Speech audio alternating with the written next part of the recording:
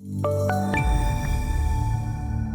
British pound continues to hold the range, that 136 to 140 range we've seen today, getting up as high as 139, but holding now just around above 138. That's right around the 100 and 200-day moving averages.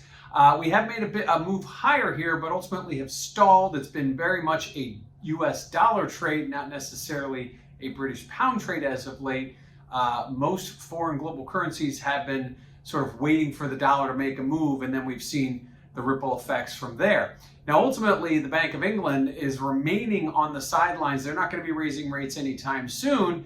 They are concerned about inflation, and now you throw in more of these COVID cases, the possibility for higher taxes. A lot of that is going to be weighing on the BOE, but ultimately, they're going to be waiting to see what the Federal Reserve does, and they meet next on September 22nd, given the fact that 6 months ago, the Fed was expected to be either talking about tapering or actually tapering, and right now they're really doing neither. So at this point, it's going to be a wait and see mode.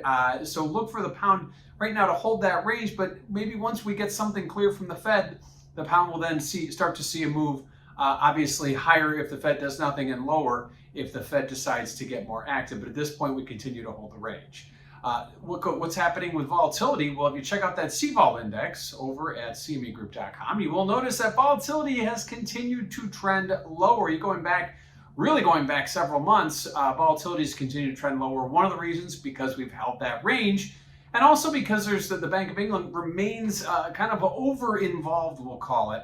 When a central bank's over-involved, they don't want the currency to make a big move. That's exactly what we're seeing. So we are seeing a wider range. We haven't seen anything outside of those bands, and we likely won't, again, until we get to the aforementioned September FOMC for the Federal Reserve, which will then lead to possibility of a shift in the dollar. Likewise, the Bank of England remains on hold right now with their policy until some of the dust settles from some of the other variables we talked about.